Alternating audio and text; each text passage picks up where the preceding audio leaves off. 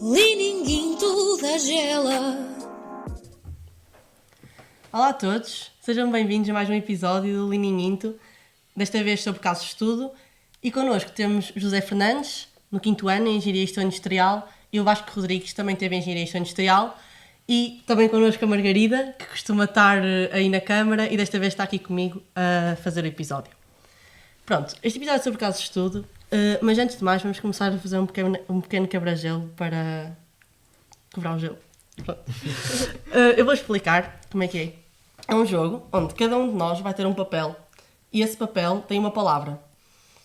3 de nós temos a mesma palavra e um de nós é o espião, que vai ter a mesma palavra a dizer espião. Qual é o objetivo? Nós estamos os 4 e vamos ter uma conversa sobre esse tema, sobre essa palavra que está ali. O espião, sabe que é espião, tem de tentar entrar na conversa, mas ele não sabe qual é a palavra. E o objetivo é, ao longo da conversa, tentarmos descobrir quem é que é o intruso. Ok. Ok? Pronto. Portanto, eu vou baralhar isto mais ou menos. Podem tirar. Estou com medo. Com medo. Eu comecei os testes para o FBI mais cedo. Ia mostrar à Margarida, esqueci. Tá, Ok. volta. Então, eu não sou muito boa nisto. Nesta... Olha, quando é que foi a última vez que jogaste paddle? Eu também não sou muito boa nisto. Não és? Não. Eu não gosto nada de, tipo, cenas com raquete. Espera aí, o Vasco perguntou quando é que foi a última vez que jogámos paddle. Uhum. Eu fui o ano passado. Comigo? Contigo? Sim. Eu nunca joguei paddle, Não. por acaso. Foi Já joguei assim. depois. Eu já joguei paddle. Olha que eu acho que foi comigo. A única vez que joguei pelo menos foi contigo. Não, mas já joguei depois disso. Ok, eu não. Eu nunca joguei paddle. Eu já joguei paddle. Uhum. Mas eu pelo menos gostei mais do que de ténis. Então, espera aí, se tu nunca jogaste paddle, como é que sabes que não és boa? Porque eu acho que não sou boa, porque também não sou boa a ténis. Portanto, Ou seja, não és boa com desportos de raquetes, esportes de badminton raquetes. e essas coisas? Não, badminton também não sou nada boa. Ok. Pá, eu por acaso até era melhorzinho porque a pena era mais fácil. Então, na praia também não jogas? Raquetes? Não, eu não sou nada boa. Imagina, jogo, mas eu não sou muito boa a jogar nem badminton, nem raquetes, nem o que quer que seja. Ok. Jogar raquetes sempre foi assim um conceito um bocado estranho. não é? Jogar raquetes é um desporto. Sim, sim, sim. É um desporto. Ok. Quando é que adivinhamos quem é que... Eu acho que tenho o meu palpite já. Mas como é que é o processo? Continuamos a conversa Eu ou como é que fazemos? Eu acho que podemos ir a votações. Quem Ok. achamos que é o intruso? Ok, Eu acho que é a Maggie. eu também. Ok, eu acho que é a Maggie também, acho eu. És tu, Maggie? Sou eu. És tu? Qual é que é o teu? Espião. Ai, dizia um espião! Ah, ok. Pois, exato. Eu Ok. tinha que me meter na conversa. Tá bem. Ok. Fazemos outro. Fazemos mais Querem um, fazer não mais sei, um? fazemos mais um. Eu queria ser Eu o acho que espião. agora o resto do episódio vai ser nós Olha, a se for jogar eu o isto. espião outra vez. Eu queria ser o eu espião desisto. agora. Se for eu o espião, Ok. eu desisto. Espera, mas agora é uma palavra diferente, não é? Sim. Sim, Pois, agora é uma exato, palavra faz sentido. diferente. Fogo. Ok. Eu já fiz. Ok. Uhum. Eu gosto bem de cozinhar. Quer dizer, eu não sou muito boa a cozinhar, mas eu já fiz esta receita. Uhum. Eu não sou muito bom a cozinhar. Eu confesso Eu que até sou gosto de péssimo a cozinhar. cozinhar. Eu vou- Eu até vos conto uma história. Quando eu fui morar para o Porto tinha 15 anos e na altura eu cozinhava muito mal. Então eu costumava comer leite com cereais a ver o Masterchef, que aquilo até me sabia leite mas... Sim. Pá, a única coisa que eu sei fazer mais ou menos ainda são os bolinhos. Os bolinhos. Eu gosto de cozinhar e já cozinhei isto. Oh, Maggie, parece-me que és tu outra vez. O que é que queres que eu te diga? Parece-me que és tu outra vez. És tu outra vez. Eu fiquei com uma cara a olhar para aqui. Pronto. Sou sempre eu, calho como espião. Temos que dizer a palavra, nós não dissemos a Exato. palavra do outro. Olha, mas à saída eu quero ir jogar contigo no Euro Milhões agora, só por causa disso. É quando nós estivemos a treinar, também fui eu o espião. Eu juro. Olha, Mantemos o cenário tal como está. eu quase caí.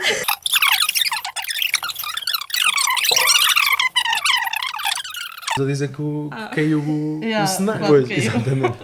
Pronto. Editor. Mas fica temos que, aqui dizer as palavras que Exato. Eu não sei A primeira como é. palavra, não sei se perceberam, era badminton. Uhum.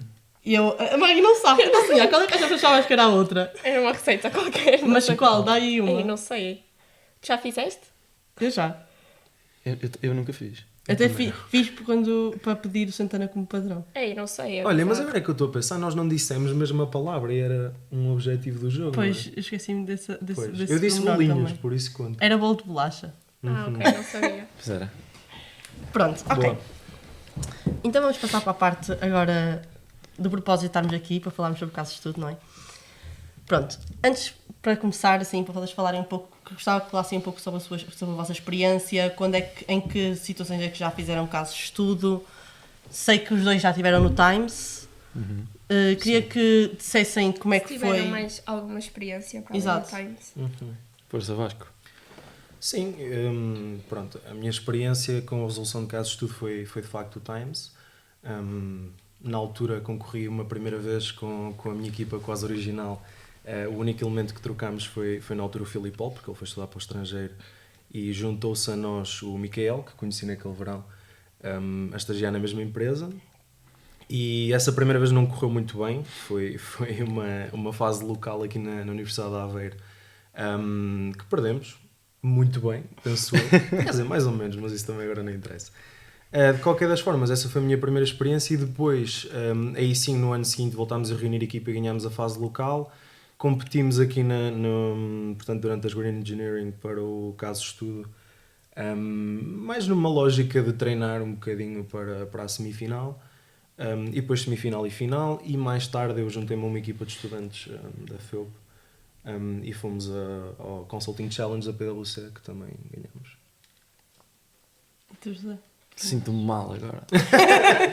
Não, Sinto-me mal.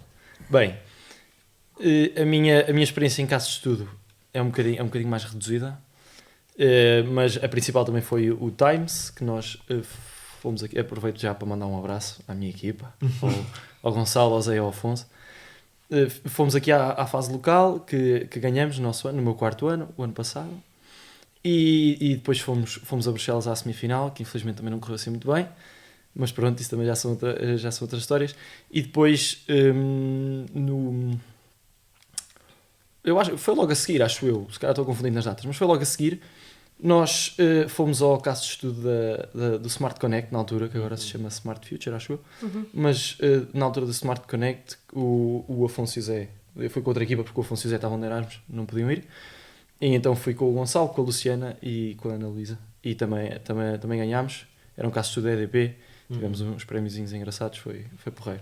Acho que... E temos aqui uma que ainda não partilhámos, que foi eu e tu inscrevemos-nos num, mas depois por conflitos Pô, de no agenda no acabamos EBEC? por não- Era Sim, assim, no no EBEC. Sim. Pois, eu e o Vasco na altura falámos para irmos juntos a um caso de estudo, só que depois vimos as condições daquilo e passámos 24 horas Sim, fechados a passar resolver. 24 horas fechados numa cave sem comer, sem ver a luz do dia. Tinham lá uns colchões para nós nos deitarmos e nós Não, mas assustámos um O bocadinho. conceito era engraçado, eu diria, mas pronto, na altura foi mesmo por conflitos de agenda, não pudemos, era durante o fim de semana e penso que tu ias lá acima à guarda. Pois era.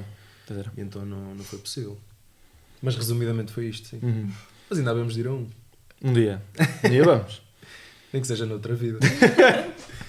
E entre os vários casos de estudo que já fizeram, o contexto de cada caso diferia? De caso para caso? Isso sem dúvida. Os meus, eu posso dar um resumo muito rápido. O primeiro que fizemos foi de recursos humanos. Tínhamos que... Esse primeiro foi aqui no Times? Foi, da Qualification aqui, do BNP Paribas. Foi de recursos humanos, em que tínhamos que reestruturar a forma como eles recebiam currículos e processavam e depois como é que contratavam as pessoas. Depois fomos a Bruxelas, o primeiro era sobre... Já não lembro se era o primeiro ou se era o segundo, mas pronto. Um era sobre um banco de investimento, tínhamos que ir lá fazer umas estratégias para eles. E o segundo era sobre construir um hospital no centro da cidade ou na periferia. Os três. E o do Smart Connect já era mais a ver com o EDP e assim um problema específico que eles tinham. Pronto. Completamente diferentes uns dos outros. Sim. Eu pelo menos, eu da primeira vez que participei no Times para a segunda, notei uma diferença gigantesca, porque a primeira vez que participei, o caso, portanto, quem patrocinou o caso, quem deu o caso foi a Grestel, que é uma empresa tipicamente, não é, da indústria da cerâmica e é tipicamente de produção industrial. E é algo que para nós que somos estudantes de engenharia e gestão industrial acaba por ser, eu diria, mais transversal e talvez até mais fácil de resolver, porque temos à nossa disposição alguns conhecimentos que já adquirimos durante o curso ou formações externas que vamos fazendo e que podem ser úteis para esse tipo de casos. Mesmo do ponto de vista, se calhar, da análise estatística, se tivermos acesso a dados, acaba por ser mais fácil. No entanto, da segunda vez que participei, aí sim os casos já foram dados, tanto na fase local como na semifinal como na final. Foram casos da Harvard Business Review, portanto eram casos tipicamente de estratégia, de management. E aí notei uma certa diferença, sim. No caso do Consulting Challenge foi um caso de consultoria típico também, sobre uma empresa de ciclismo, mas no fundo acabava por ser, tal como tu, a coisa do hospital no nosso caso era perceber se as localizações das lojas seriam as corretas, se deveriam manter o e-commerce, o online business, deveriam fechar. E depois também no caso dos Green Engineering, pronto, diferente, porque era um caso relacionado com sustentabilidade ambiental, pegada ecológica. Mas eu diria que, de grosso modo, independentemente dos casos poderem diferir do ponto de vista do conteúdo, acabam por ser muito, muito semelhantes no que toca à análise e à resolução e no fundo a toda a dinâmica que envolve a resolução do caso. Portanto, por muito que sejam diferentes, acabam por ser sempre muito parecidos. É a minha opinião, pelo menos. Uma coisa que eu queria perguntar era, estavas a dizer que no Times vocês resolveram um caso sobre reestruturar toda a parte dos recursos humanos de uma empresa. Sim, Pronto, mais mas, ou por menos. exemplo, o Sim. DDP foi um caso específico. Sim. Há formas diferentes de resolver esses dois casos? Imagina, ambos eram, no caso do BNP Paribas, que era reestruturar o processo de recrutamento, não era de recursos humanos todo, só do recrutamento. Também era um problema que eles tiveram Que até eles no também passado. tinham. Eles tinham no passado. Mas foi o que o Vasco disse. Acho que, apesar do resultado final ser diferente, consegues sempre seguir uma lógica minimamente parecida, uma linha condutora minimamente parecida, que te leva a chegar a esse resultado final. Mas depois, claro, que depende da tua interpretação do caso e assim. E depois o resultado final é que o difere. E acho que é... Sim, eu da experiência que tenho, na verdade, até mesmo no que toca às soluções, principalmente quando as pessoas que estão a resolver o caso são de backgrounds muito semelhantes, que é o que acontece no Times, a maioria dos alunos são de engenharia e gestão industrial, as soluções acabam por ser todas elas também muito parecidas. Acho que a grande diferença acaba sempre por ser a forma como o pensamento é estruturado e como a solução é apresentada. Portanto, sim, concordo. Concordo, eu acho que no caso, vamos ver uma resolução do caso de estudo como sendo uma competição, no fundo é. Eu acho que o que faz diferir a prestação das equipas é mesmo a apresentação, a forma como apresentas as soluções e como contextualizas, como provas o teu ponto, porque foi o que o Vasco disse. Se por exemplo, tens uma competição de caso de estudo, desculpem, vais ver as soluções que as 5 equipas ou 6 equipas apresentarem, mais ou menos uma ou outra pode ser disruptiva, sim, mas mais ou menos acabam por ser sempre as mesmas, com um retoque aqui, outro ali. Depois é a forma como apresentas, como justificas, como respondes às perguntas, acaba por ser se calhar um desafio até bastante de comunicação e public speaking, se calhar até mais ou menos, apesar da audiência ser pequena, do que e depois também a parte de estratégia e assim, mas isso não creio que seja o fator decisivo, sinceramente. Sim. Vocês, antes de apresentarem, arranjam algum tempo para treinarem a apresentação? Sempre, no fim, a não ser que seja mesmo preciso esse tempo para preparar alguma coisa que vá mudar a apresentação de um modo quase radical e que te passe de um 5 para um 9, porque senão acho que preparar a apresentação faz sempre toda a diferença. Porque sinceramente. É preciso vocês arranjarem um ponto onde se destacam. Como é que é? Uma coisa que gostava de saber também era como é que vocês... Qual é o elemento surpresa? Tipo, não é surpresa, mas a parte que vos faz destacar em relação aos outros. Estavas a dizer que muitas vezes as soluções são todas muito parecidas. Sim. Gostava que vocês perguntassem um bocado nesse ponto também. Sim, é uma pergunta interessante. Eu costumo dizer que eu acho que o essencial existe uma linha muito ténue de coisas que têm obrigatoriamente que constar da resolução. E depois, a partir daí, acaba por ser muito numa lógica de criatividade.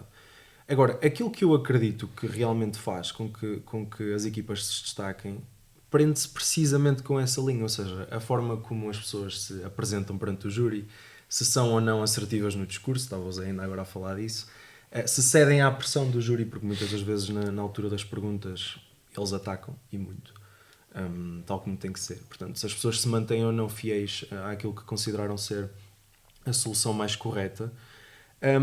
E mesmo, eu diria que até detalhes do ponto de vista da indumentária, por exemplo, se as pessoas se vestem de maneira semelhante ou não, e aí o Zé até tem uma história engraçada para vos contar, de certeza, que eu há bocadinho quando lhe mandei a mensagem, ele disse que ia à casa buscar o fato e eu disse pelo menos traz a gravata, que era bonito, e eles levaram gravata igual. Já falamos disso E eu acho que é essencialmente por aí, porque se houver uma imagem muito sólida e muito bem construída à volta da equipa, a mensagem passa com muito mais fluidez e é muito mais fácil. Novamente, acho que mesmo a componente da inovação e da criatividade, por muito que uma solução seja disruptiva e diferente, aquilo que causa verdadeiramente a diferença acaba por ser esses detalhes que parecem mínimos, mas que são a chave, o Holy Grail. Exatamente. Mas isso também se aplica, essa parte da apresentação aplica-se em qualquer lado. Por exemplo, vamos imaginar, numa apresentação num trabalho aqui na universidade, tu até podes ter um trabalho muito bom, se tu não souberes apresentar, vem um grupo com um trabalho mediano que faz uma apresentação incrível e se calhar o professor vai tentar dar mais atenção àquele, ou não digo uma nota maior, porque pronto, isso depois também tem os critérios definidos, mas pelo menos a percepção com que se fica do trabalho do esforço até que a pessoa colocou na tarefa é completamente diferente, quando na verdade se calhar o trabalho até estava melhor, simplesmente não apresenta tão bem. Pronto, é tal e qual aquilo que nós estamos a tentar dizer. Relativamente àquela história que o Vasco estava a dizer da gravata, isso foi uma ideia que nós retirámos da altura quando formámos a equipa e quando soubemos que íamos a Bruxelas, e que ficámos com a frase que o Vasco e a equipa dele nos passaram, que foi: tentei arranjar alguma coisa que faça pela diferença.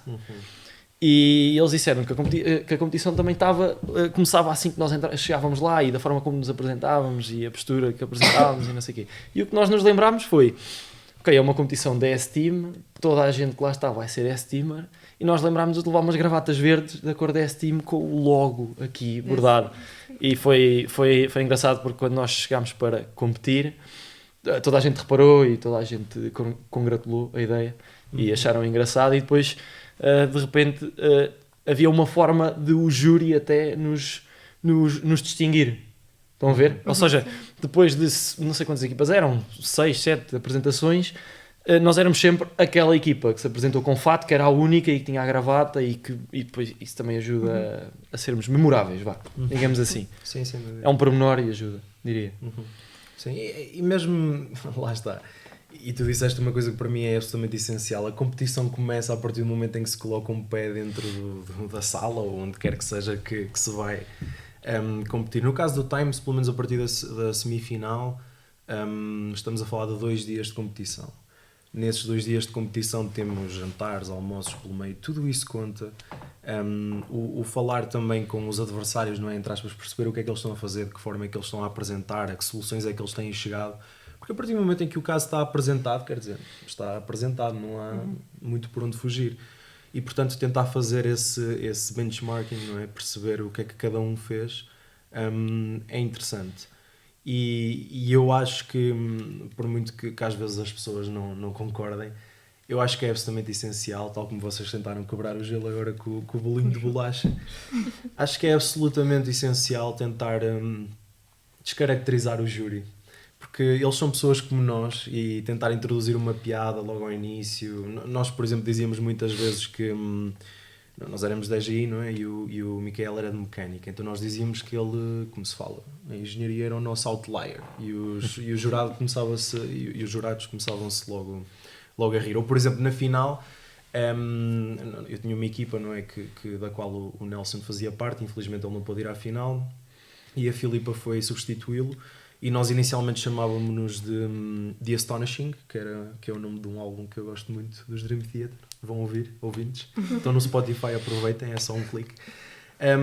E então aquilo que nós fazíamos era, sempre que nos apresentávamos ao júri, dizíamos que éramos os Astonishing, mas agora somos os Astonishing 2.0. E escrevíamos no quadro 2.0. No dia a seguir já éramos os 2.1, porque ouvimos o vosso feedback e tal. Portanto, acaba por ser um bocadinho nessa lógica. Eu acho que eles acham piada e é sempre interessante. E relativamente à gestão de tempo e à distribuição de trabalho pela equipa, vocês colocam alguém da equipa a liderar, digamos? Ok. É assim, eu não sei como é que foi a experiência do Vasco. Certamente, pessoas diferentes, experiências diferentes. Na nossa, eu acho que foi tudo muito natural. Porque, enfim, nós conhecíamos os 4 muito bem, sabíamos minimamente o que é que cada um se sentia mais confortável a fazer ou que era melhor a fazer no caso, e acabámos por nos dividir quase sem... Não precisávamos combinar muito, ou seja, nós víamos minimamente o caso, depois já explicamos mais ou menos como é que era o procedimento, porque era bastante semelhante para mim e para o Vasco. E logo a partir dali era quase intuitivo, era ok, tu ficas com este, ele fica com esta parte, porque é mais assim. E sinceramente na minha equipa nunca houve assim um líder que me mandasse, entre aspas. Era bastante natural. Eu tenho conhecimento de equipas que o fazem e é completamente ok fazê-lo. E se calhar muitas das vezes quando existem conflitos de personalidade quase até pode ser bem, porque pronto, define-se logo a priori quem é que é a pessoa que no final vai ditar a regra. No meu caso em particular, em todos os casos de estudo que resolvi, não havia um líder. Havia sim vários líderes dentro daquilo que nós sabíamos de antemão serem as nossas forças. Nós quando olhávamos para um caso não começávamos logo por dissecar o caso do início para o fim. Aquilo que fazíamos era perceber mais ou menos de que forma é que o caso estava repartido, até porque, novamente, por exemplo, um caso da Harvard Business Review tem mais ou menos a mesma morfologia, a mesma estrutura. E depois, a partir do momento em que tínhamos o caso connosco, aquilo que fazíamos era, ok, vamos lá tentar perceber onde é que está cada uma das partes, eu sou bom nisto, tu és bom naquilo, e vamos fazer a divisão. E depois, a partir daí, aí sim, cada um de nós fazia uma leitura mais aprofundada da parte em que era melhor. Posso-vos dar alguns exemplos. O Micael é uma pessoa que lê muito, que é muito informada, e quando digo lê muito é lê jornais, revistas, quer que seja, trabalhou durante algum tempo, por exemplo, a fazer investigação aqui na universidade. E como tal é uma pessoa que está muito informada, por exemplo, sobre aquelas que são as trends de mercado atualmente. Por norma, ele era sempre a pessoa que ficava encarregue de fazer o paralelismo entre aquilo que o caso apresentava e aquilo que acontecia no mundo por fora. Acho que isso aí deve ser um bocadinho transversal também a todos os membros. Quanto mais lerem, mais facilidade têm em resolver os casos, porque já conhecem histórias semelhantes. E aliás, isso é uma das razões pelas quais, por exemplo, empresas de consultoria contratam muito PhDs, porque são pessoas que estão habituadas de facto a ler muitos artigos científicos. Portanto, nesse caso em particular, o Micael fazia essa parte.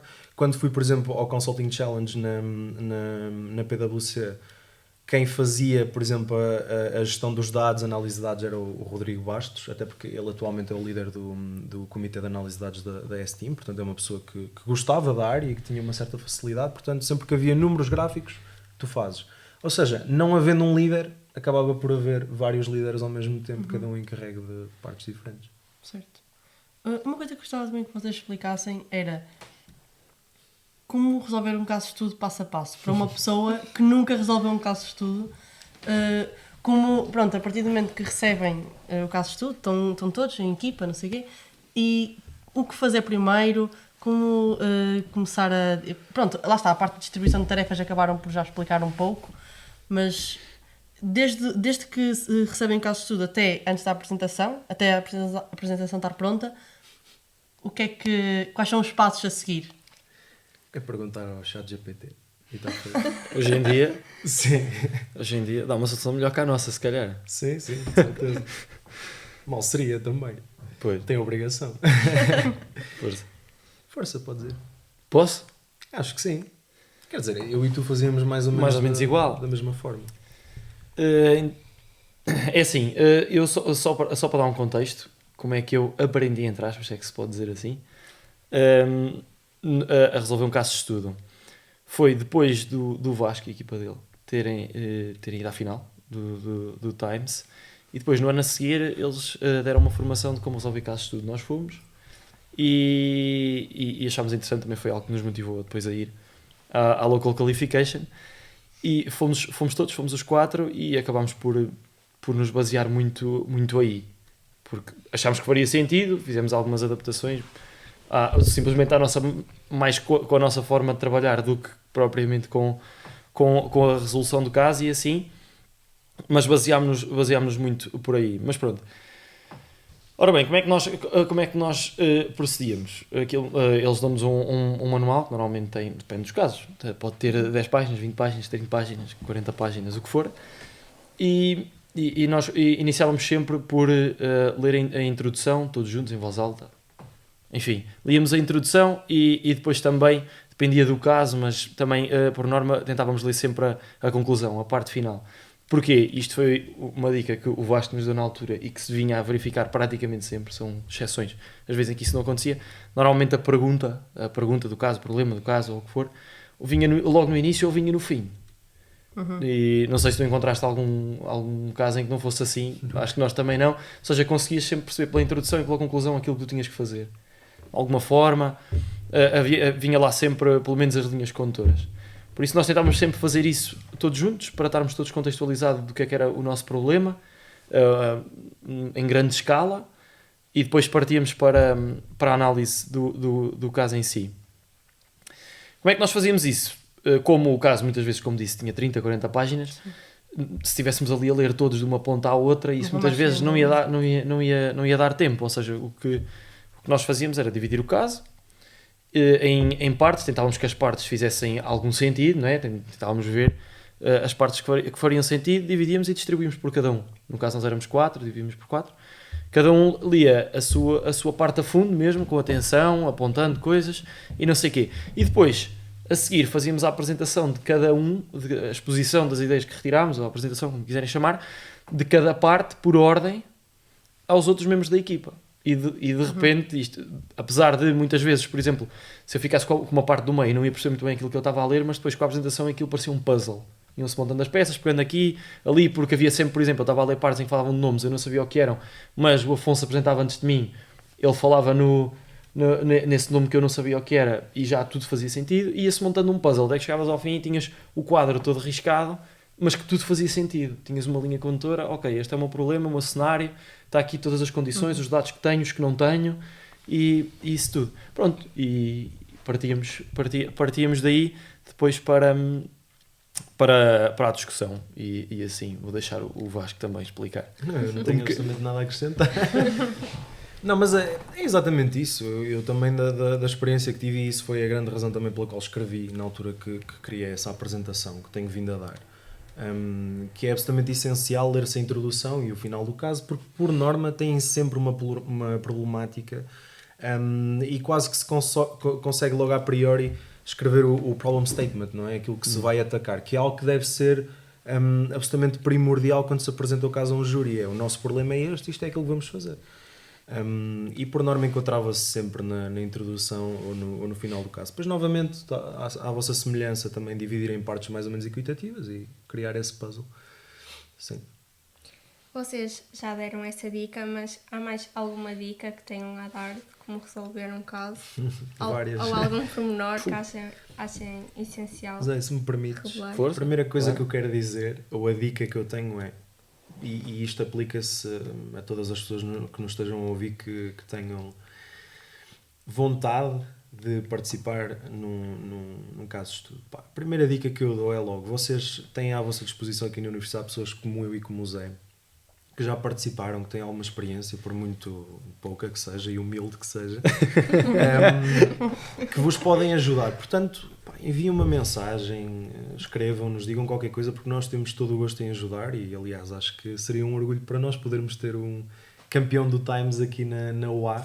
Penso que só houve uma equipa portuguesa all-time a ganhar o Times. Sim. E depois temos tipo 2 ou 3 segundos lugares, uma coisa desse. Mas foi de Aveiro? Não. Na altura acho que era 3 pessoas de Lisboa e uma do Porto. E portanto, essa é a primeira dica que eu dou. E depois, a par daquelas dicas de, portanto, terem atenção à indumentária, em semelhantes, não ceder à pressão do júri, manter, criar o tal storytelling que falavas, não é? O tentar fazer entender às pessoas que existe de facto um fio condutor, as coisas estão assim, o as is, não é? E como deveria estar. Para além disto, eu diria que é, acima de tudo, tirem algum tempo para se prepararem. E quando eu digo algum tempo é resolvam casos em casa, com outros colegas, se for caso disso também. Leiam muita coisa, procurem fontes diferentes. E acho que é um bocadinho por aqui. Teria várias dicas se tivesse aqui agora mais tempo a pensar, mas eu se pudesse resumir era isto, mas acima de tudo falem com quem já experienciou. Na altura, quem me dera a mim ter tido alguém, por exemplo, como o Zé, que me pudesse ensinar, não é? Bom Zé. É evidente. E na altura não tínhamos, tanto que nós chateámos algumas pessoas no LinkedIn para ir falar com elas, para perceber o que é que poderia sair. E então sim. Eu acho que eu não vou acrescentar nada ao que o Vasco disse, eu concordo com tudo. Só vou sublinhar a parte da história. Há bem pouco tempo nós estávamos a fazer a apresentação do relatório intermédio da tese e um professor a avaliar um colega meu sai-se com a grande frase do epá, tu tens de pegar nisso e contar uma história. Foi isto que ele disse. E nós ficámos a olhar para ele e na altura apeteceu-me rir. Mas depois fui para casa a pensar bem como é que se conta uma história na tese, mas depois se calhar isso também se consegue ligar aqui um bocadinho. Ou seja, a forma como tu consegues iniciar uma... O que eu quero dizer é, quando tu consegues contextualizar o problema à tua maneira, depois as soluções consegues fazer com que elas encaixem. E acho que essa história tem que começar logo desde o início da apresentação, na contextualização do problema, tentar moldá-la para que depois as soluções venham e encaixem na perfeição, porque se contextualizar o problema e a empresa e assim, de uma forma genérica, muitas vezes depois não tem grande nexo. Sim. A sequência, ou seja, dar ênfase na resolução do caso, dar ênfase também, claro, às soluções, porque no fundo é isso que eles procuram, só que depois para a apresentação novamente ser melhor, porque isso também conta muito, fazer com que a história faça todo o sentido do início ao fim e moldá-la à nossa maneira para que as nossas soluções façam o máximo de sentido dentro da forma como contamos essa história. Acho que é a minha dica principal. Há uma frase que eu utilizava várias vezes na resolução dos casos, que é do Albert Einstein, não é? Que dizia, se eu tivesse 1 hora para resolver um problema, os primeiros 55 minutos eram para definir o problema e só os últimos 5 para apresentar uma solução ou para equacionar uma solução. E acho que o segredo é exatamente esse, perceber muito bem o problema. E isto aplica-se a muitas coisas na vida, não é? Eu por exemplo, eu gosto muito de inovação e de empreendedorismo, leio muito sobre startups.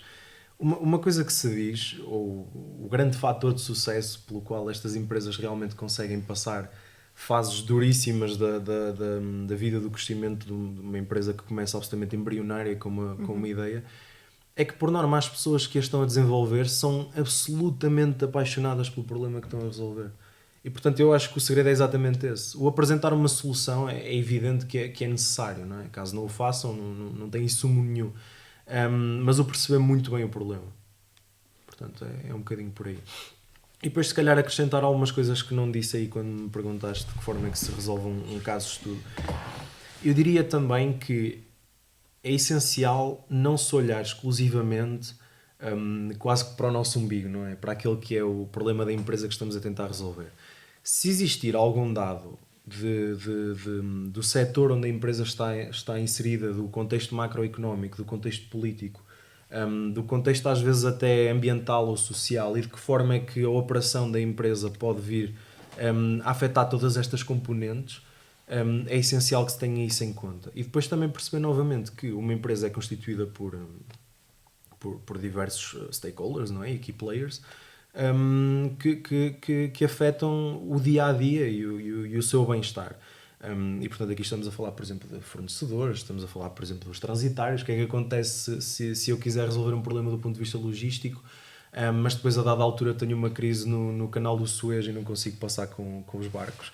De que é que me serve eu ter um fornecedor muito bom que está localizado no Médio Oriente, mas depois do nada temos um conflito em Israel? Portanto, é preciso perceber, ok, esta empresa tem estes problemas internos, mas em que contexto é que ela está inserida e de que forma é que isto a afeta também internamente.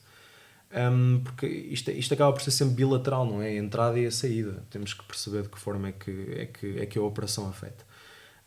E depois também eu diria, se calhar não tanto do ponto de vista macro, mas do ponto de vista mais micro, perceber se de facto existe ou não a necessidade de, olhando para o nosso principal stakeholder, que é o nosso consumidor, se existe ou não necessidade de fazer uma alteração absolutamente disruptiva ao produto ou ao serviço que está a ser comercializado. Uma coisa que eu e a minha equipa fizemos durante a semifinal do Times foi apresentar novamente o As Is, um business model canvas de uma empresa que, por exemplo, tinha grandes problemas do ponto de vista dos recursos humanos, e nós apresentámos um modelo de negócio também baseado no business model canvas completamente diferente. Porquê? Porque não fazia sentido a forma como eles estavam a operar. O cliente precisava de algo diferente e isso percebia-se principalmente porque havia análise de mercado, de marketing, quer que seja, que muitas das vezes também se encontram, e portanto são estas duas componentes, ou seja, tentar olhar para as coisas sempre divididas, eu costumo dizer, em 3 layers principais, que é do ponto de vista operacional, do ponto de vista estratégico, do ponto de vista tático e do ponto de vista operacional. E tentar sempre encontrar quais são as deficiências em cada um deles e de que forma é que se podem resolver. Foi um bocadinho extensivo, não foi? Não, foi Enriquecedora. enriquecedora. Isso que eu queria Enriquecedora. dizer. Foi. Pronto, passando agora para outra parte, que vocês tiveram os dois no Time, certo? Então eu gostava que vocês explicassem como é que foi a experiência de resolver um caso de estudo no estrangeiro, principalmente as diferenças entre como nós apresentamos um caso de estudo, como pessoas de estrangeiro, de outras nacionalidades, com outros costumes, apresentam, ou quais são os métodos deles, se ficaram a conhecer, se ficaram a perceber alguma coisa. Como é que é resolver um caso de estudo no estrangeiro? É assim, eu confesso que uma das diferenças e que se calhar me afetou mais a mim foi o facto de ter que apresentar em inglês. Acredito que há pessoas que não têm esse problema, não é que para mim seja um problema. A fase local aqui não apresentaste em inglês? Apresentei. Mas, por exemplo, o da Smart já não. Pois. Foi em português. Pois. Sim, E eu aí, imagina, diferente. é completamente diferente, mas pelo menos para mim, porque eu me sinto muito mais à vontade a falar em português do que em inglês. Acredito que para muitas pessoas não seja um problema. Para mim, infelizmente, é. No futuro vou tentar trabalhar nisso. Mas ainda é. Acho que essa foi uma das diferenças que me fez mais confusão. Mas pronto, é um caso. É um caso pessoal. Relativamente a diferenças de apresentar lá fora, principalmente, por acaso nunca falámos muito com os outros participantes para saber se eles resolviam de outra maneira e assim, mas algo que nos tocou de perto, entre aspas, foi a diferença de mentalidade entre, se calhar, pessoas daqui do sul da Europa e, no caso da Bélgica, que foi onde nós fomos, o júri era belga todo. Eu já não me recordo qual é que era o problema exato, mas, por exemplo, eles depois da avaliação deram-nos uma fichazinha onde tinha o feedback que o júri ia escrevendo ao longo da apresentação. Je não gostou de belga. E uma das coisas que lá dizia era que tipo dizia alguma frase nas linhas de ideia burra, isso não resulta aqui. Estava lá uma cena assim escrita, estás a perceber? Mas, por exemplo, nós, como somos portugueses, tínhamos pesquisado e havia vários exemplos de que resultava em Portugal, mas na Bélgica não, e nós não nos lembrámos disso. Estás a ver? Mas eu não me lembro eu lembro-me disto ter acontecido, não me lembro do porquê, se não gostava de vos expor aqui, mas pronto. Ou seja, essa diferença de mentalidade nota-se no júri, também é algo que se deve ter em conta. Olha, uma dica que fica. Ter em conta o meio onde estão inseridos e pensar também que o júri está formatado, entre aspas, para pensar sobre a cultura de um país ou de uma empresa ou o que for, e tem que se adaptar a isso. No caso, nós não fizemos isso, cometemos um erro. E fomos penalizados por isso. Por isso, vinha lá mesmo no feedback a dizer ideia burra. E nós ficámos um bocadinho chocados, mas... Que medo. Eu, sinceramente, as diferenças que encontro acho que prendem-se essencialmente pelo sistema de ensino, e isso nota-se muito, por exemplo, nos nórdicos. Os nórdicos praticamente todos os anos limpam o Times, ou é rara a vez em que não o fazem. Por que razão é que isto acontece? Mas a ideia deles que é boa? Ou... o sistema de ensino deles é todo ele muito baseado em apresentação de casos de estudo. Quando estamos a falar de casos de estudo, não estamos a falar, por exemplo, de uma competição onde estamos a resolver um problema. Não, estamos a falar de... Existe um tópico qualquer que vai ser falado em contexto de sala de aula, novamente, gestão da cadeia de abastecimento. Cada um deles tem que apresentar, mediante um determinado tópico dentro da gestão da cadeia de abastecimento, um caso prático de algo que aconteceu mediante, novamente, as normas impostas pelo professor, o que quer que seja. Portanto, eles têm muito essa cultura de apresentação, caso de estudo, apresentação, caso de estudo, apresentação, caso de estudo. E isso difere muito, muito mesmo. Porque lidam com quantidades de informação muito maiores.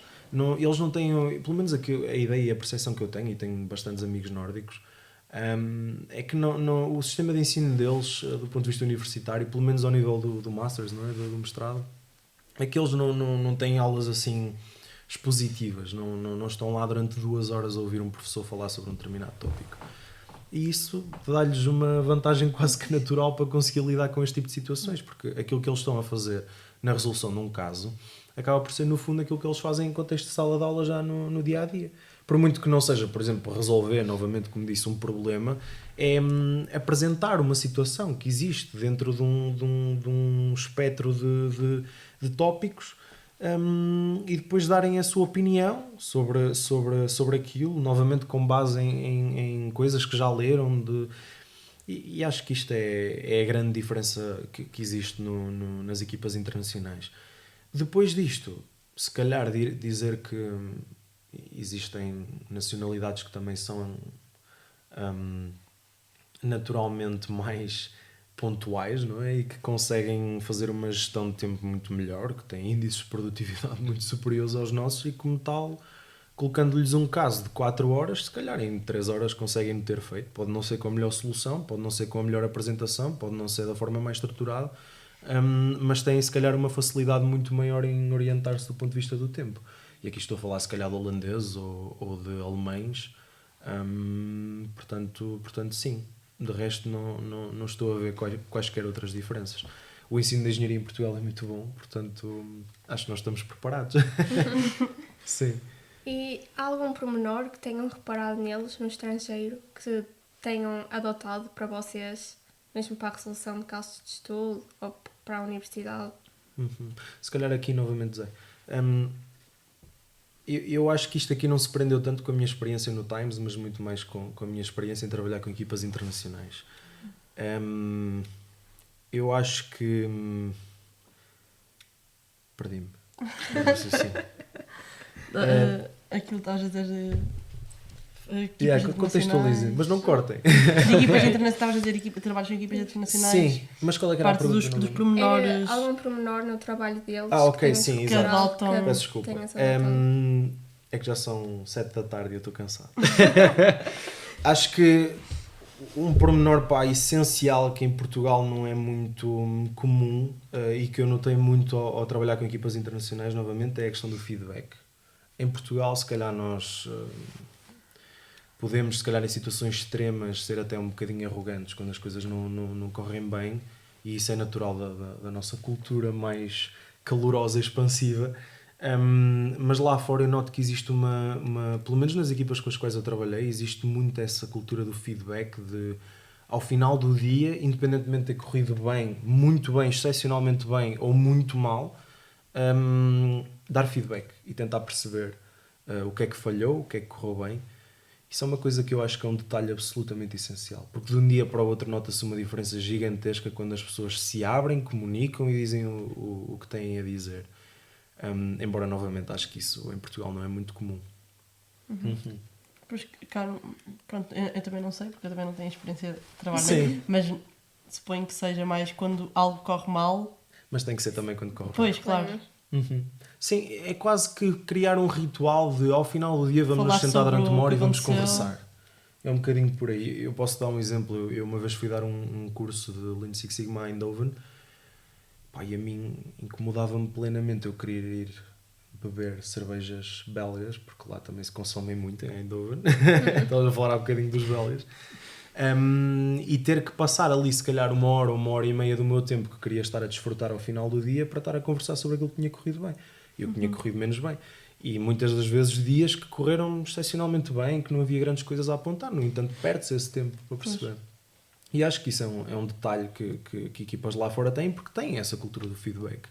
E uma coisa muito importante que eu também aprendi com um amigo meu italiano é que o feedback, por norma, não é algo bidirecional, novamente. É ouvir e calar. Por muito que não concordes, por muito que até concordes e queiras acrescentar algo, ouves e está aqui, boa leitura, acabou. Se calhar tu lembras, estiveste aí na sessão do Giuseppe, quando fomos... Eu lembro. Foste instrutor. Eu lembro. Uhum. Isso foi no... Foi no LSSK. Pois, foi no LSSK. Também houve o Central, né? Sim, Estávamos sim, todos. sim. Eu lembro-me disso. Não sei se tens mais algum detalhe. Acho que não. Acho Acham que não deveria ser bidirecional. Ou seja, eu quando digo bidirecional não é que tu dês também feedback à pessoa que tu está a dar a Mas, ti. tipo, Mas perceber tu se aceitas, se foi realmente aquilo que fizeste, se não foi. Confia. Uma coisa que eu aprendi na vida é não vale a pena. Está aqui, podes concordar, podes discordar, podes até querer acrescentar. Este é o meu feedback, recebe-o, está aqui, boa leitura, acabou aqui o assunto. E eu noto que isso faz muita diferença, porque as pessoas crescem muito quando ouvem, e quando sabem ouvir e quando sabem implementar. Sim. Acho que sim, se tiverem mais alguma coisa a acrescentar. Não. Gracinhas. Eu acrescento gracinhas sempre. Eu acho que tentem quebrar o gelo com o júri. Eles são seres humanos. Eu sei que eles quando estão ali parecem muito maus, mas eles estão tão assustados quanto vocês. Provavelmente até mais. Estão a pensar, que pergunta... Eles provavelmente nem sequer estão a ouvir o que é que vocês estão a falar. Estão a pensar o que é que vos vão perguntar no final para vos entalar. E portanto colocar assim uma piadola pelo meio acho que é sempre algo saudável. Uma coisa que eu fiz também durante a final do Times era, eles tinham no caso de estudo uma quote, uma citação de alguém que tinha dito qualquer coisa do género de quando estás, por exemplo, a contrapor um ponto e de um lado tens uma coisa, do outro lado tens outra. Então eles diziam on one pocket tens não sei o quê, on the other pocket, bolso. Então basicamente nós escrevemos uns papelinhos e eu disse assim on one pocket e tirei um papelinho on the other pocket. É lógico que é assim uma javardicezinha. E o pessoal acha piada. Nós fizemos uma coisa mais ou menos semelhante, que foi no final da apresentação. A nossa equipa chamava-se Southwest Sailors, porque é a região daqui onde o LG Aveiro está incluída. E nós no final acabávamos sempre com um barquinho e oferecíamos ao júri e eles ficavam lá com ele. E ficavam com um barco. Era só um pormenorzinho e uma piada quase, por causa do nosso nome. Interessante. E explicaram o que era um moliceiro ou não? Por acaso não explicámos. Mas pronto, ficava o barquinho. Explicaram que Veneza é a Aveiro de Itália ou disseram que... Dissemos isso ok. recorrentemente lá fora, sim. Boa. Porreiro. É isso. Muito bem. Se tiverem mais alguma coisa a acrescentar, para já. Divirtam-se. Have fun. Acho que é O lema da S-Team. essencial. O lema da S-Team, have fun. Porque se estiverem lá e... Pronto, estão demasiado sob pressão. É lógico que a pressão existe, mas se estiverem lá e ao final do dia não gostaram daquilo que fizeram, então mais vale não fazerem nada e gastarem as horas dos vossos dias a fazer uns soninhos e coisas mais interessantes do que resolver casos de estudo. Portanto, acho que no final do dia o que importa mesmo é que se divirtam. Esse é o conselho principal. É verdade, que se divirtam com as pessoas certas, acho eu. Acho que a equipa certa com as pessoas também certas, olha, disseste bem, exato. Também faz. Faz Dá uma mais diferença gozo gigantesca. conseguir, sei lá, é um desafio no fundo. E conseguir Sim. superar um desafio Sim. com amigos é sempre melhor. Dá sempre mais gosto. Existe sempre essa barreira, Muito na verdade, não é? inspirador. Tu sabes que é teu amigo e estás ali, ok, agora temos de nos focar e temos de trabalhar, Pois. já não é para estar De aqui vez em quando estamos ali na na brincadeira. palhaçada, sim. Verdade. Eu posso contar outra historinha se quiserem. Conta O nosso amigo Francisco Vieira, que eu vou apelidar de Valpassos para Valpassos. facilitar aqui a nossa discussão, ficou preso num elevador durante a resolução do caso de estudo. Duas vezes, acho eu. Aquilo foi durante a hora, não foi bem durante a hora de almoço, mas nós começámos a resolver, acho que eram 11 da manhã e tínhamos 4 horas, ou seja, apanhava ali a hora de almoço. Então nós a meio saíamos para almoçar, à vez. E então foi o Micael e o Valpassos, e eu fiquei com a Filipa a resolver e depois íamos trocando. E eles demoraram imenso tempo a chegar. E só depois deles virem, vinham assim a tremer, pálidos, brancos, tinham ficado presos. Imaginem o que é uma... Porque aquilo é uma torre gigantesca na TU Wien, não é? A University of Technology de Viena. E é uma torre pá, aí com 12 andares ou o que era, e eles ficaram tipo presos entre o 10º e o 11º e tiveram ali a carregar no botão imenso tempo. E o Val Passos conta que acho que um deles começou a respirar demasiado e o outro disse: vamos ficar sem oxigênio. Então é engraçado, sim. É isso. O que fica no final são sempre as histórias. Acho que a S-Team tem oportunidades absolutamente incríveis para proporcionar, porque vocês podem viajar, podem conhecer pessoas que estão no mesmo mindset que vocês, têm a mesma idade. Vocês, agora parece que estou a falar para vocês.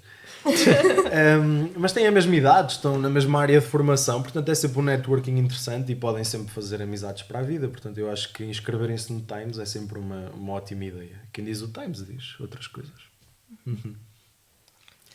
Zezinho, não sei se queres dizer mais alguma coisa. Nada, eu vou deixar a nota final do Vasco, não tenho nada a acrescentar. É isso. Pronto. Antes de mais, obrigada por terem vindo aos dois. Obrigado, eu. Sem Nós é que dúvida, agradecemos. sem dúvida que foi muito enriquecedor. De certeza. E de certeza absoluta. 100%. Então diz lá o que é que aprendeste, vá. Começa lá. Olha, cenário outra vez. Desculpa, vá, continua. Acaba, desculpa. E pronto, agora o cenário está ali quase a cair. E pronto, foi isso. Espero que tenham gostado e vemo-nos no próximo episódio. Tchau.